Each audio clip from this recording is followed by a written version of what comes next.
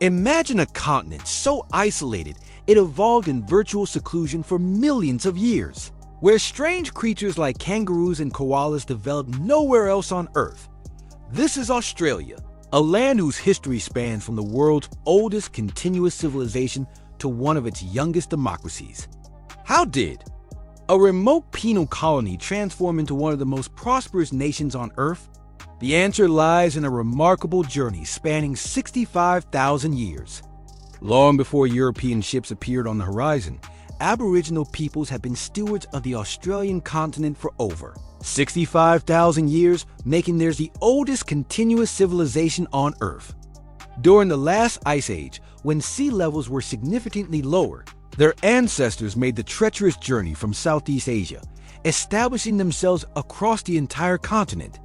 These first Australians weren't a single homogeneous group, but rather a rich tapestry of over 500 different nations, each with distinct languages, customs, and territories.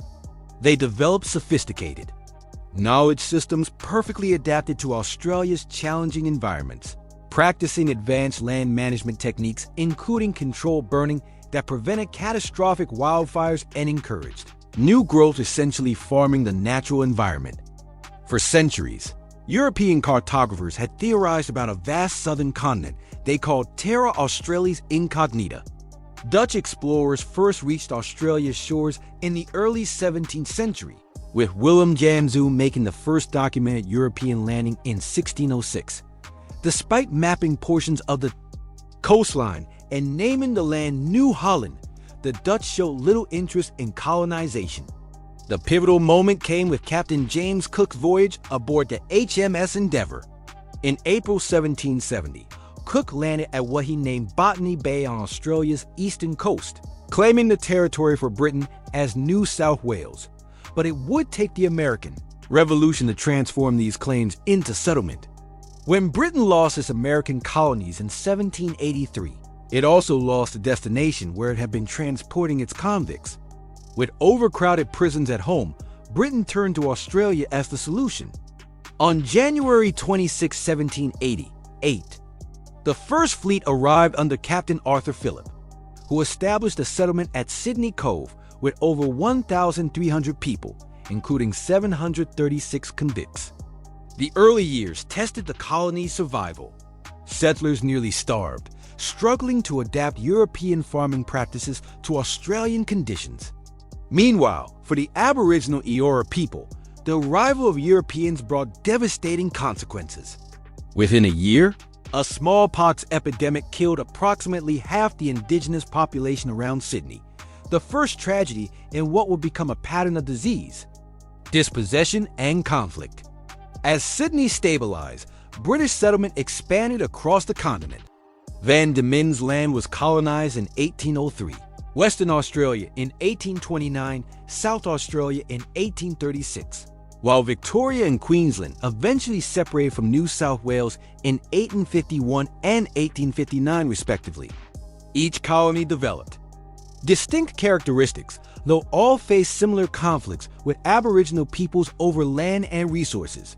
Throughout this expansion, relations with Aboriginal peoples followed tragic patterns across the continent. The Frontier Wars, a series of conflicts between settlers and indigenous peoples, claimed thousands of lives, with Aboriginal casualties far outnumbering European losses.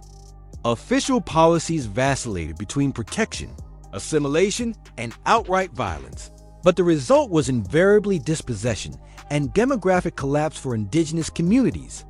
If the arrival of the First Fleet marked Australia's first transformative moment, the discovery of gold in 1851 near Bathurst triggered its second. When Edward Hargreaves announced his find, he could scarcely imagine how prophetic his words would be. "This is a memorable day in the history of New South Wales. I have found gold." News spread worldwide, triggering a massive influx of hopeful diggers.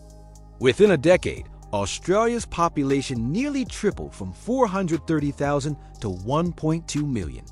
Gold fever reached its peak in Victoria, where strikes at Ballarat and Bendigo proved extraordinarily rich. Among the newcomers were thousands of Chinese prospectors, introducing Australia to Asian cultures for the first time on a significant scale. The gold rush dramatically accelerated Australia's development. Melbourne transformed from a small town to a bustling city almost overnight. New well-funded Victorian-era architecture, cultural institutions, and infrastructure. However, tension simmered beneath this prosperity. Resentment over the mining license system culminated in the Eureka Rebellion of December 1854, when miners at Ballarat built a crude stockade and raised the Southern Cross flag in open rebellion. Though quickly suppressed, the rebellion gained widespread public sympathy, establishing principles of fair representation that would shape Australian democracy.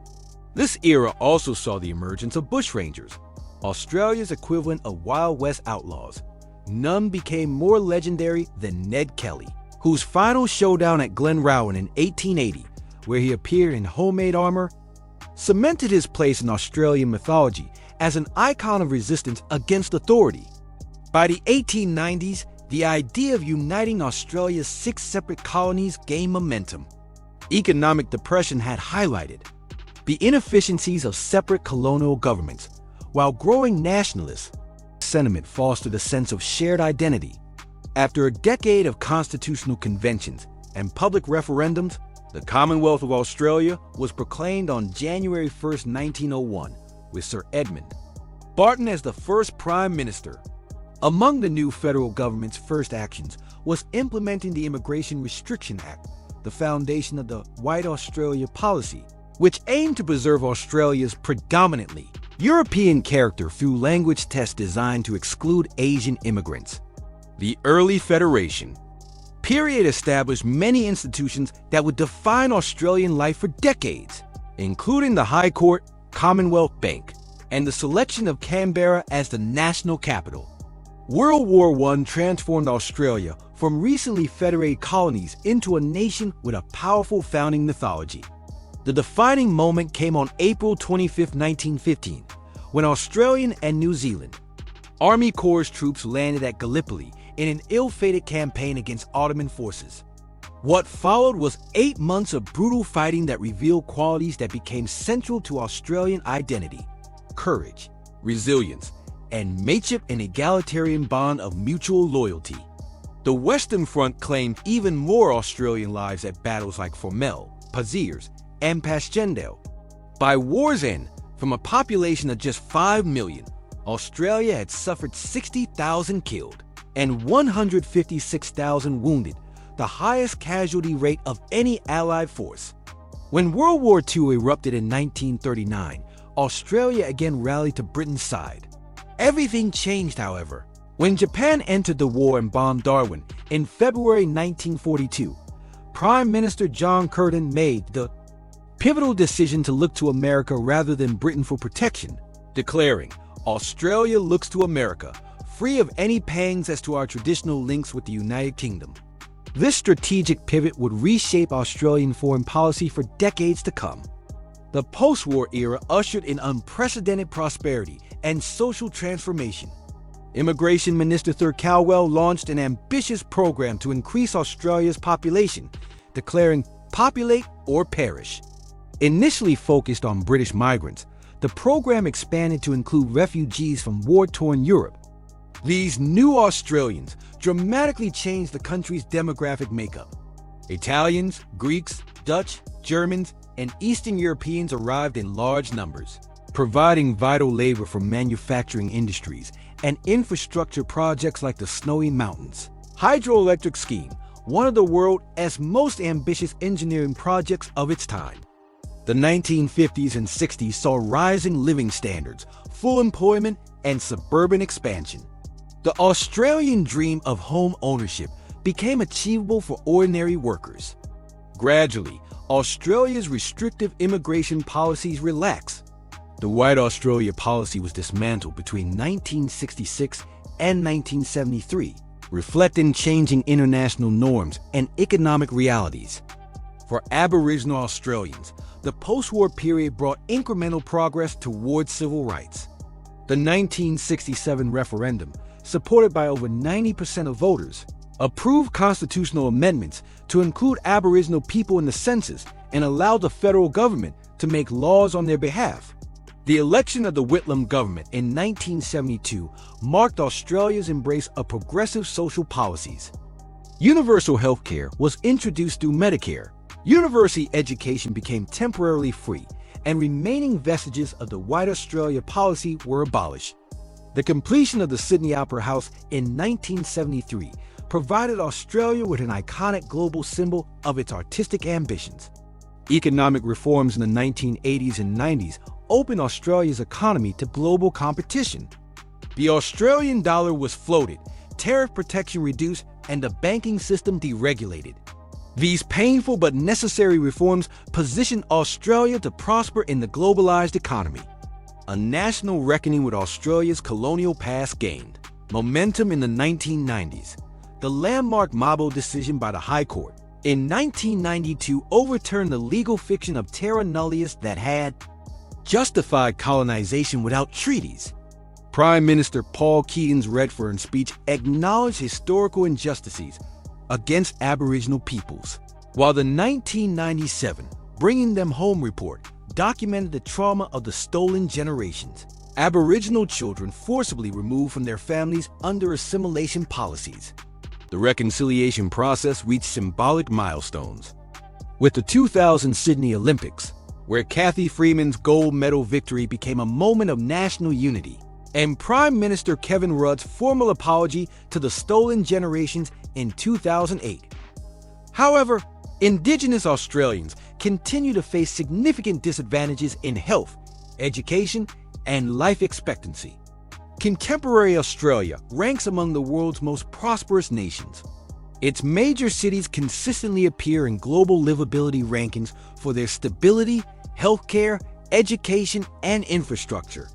Life expectancy has risen dramatically from 34 years in 1870 to over 83 years today, among the world's highest. The mining boom of the early 21st century, driven by Chinese demand for resources, helped Australia weather the 2008 global financial crisis better than most developed nations. Tourism, education, and financial services have grown into major export industries, alongside traditional strengths in minerals and agriculture. Australia's engagement with Asia has deepened through trade relationships, security cooperation, and immigration. Today, Asian Australians form a significant and growing proportion of the population, contributing to a vibrant multicultural society. Yet contemporary Australia faces significant challenges. Climate change poses particular threats to a country already prone to droughts, bushfires, and extreme weather events, as demonstrated by the catastrophic Black Summer bushfires of 2019 to 2020. Housing affordability has become a pressing issue in major cities. While the COVID-19 pandemic severely tested Australia's isolated geography and healthcare system, for Aboriginal and Torres Strait Islander peoples, the unfinished business of recognition and treaty making remains central to Australia's national conversation. The Uluru Statement from the Heart represents Indigenous Australians' call for voice, treaty, and truth in the relationship with the Australian state. Australia's remarkable journey from ancient Aboriginal civilization through penal colony to prosperous multicultural democracy stands as one of history's most extraordinary transformations. The country that began as a place of punishment has become one where people from around the world aspire to build their futures. Today's Australia reflects all these historical layers: the ancient wisdom of its first peoples, the British colonial heritage, the egalitarian spirit forged on goldfields and battlefields, the cultural richness brought by waves of immigrants, and the confident, outward-looking nation that has emerged in recent decades. As Australia faces 21st century challenges of climate change, geopolitical shifts, and technological disruption, it does so with the same resilience that has characterized its history, its story still unfolding, its potential still being realized.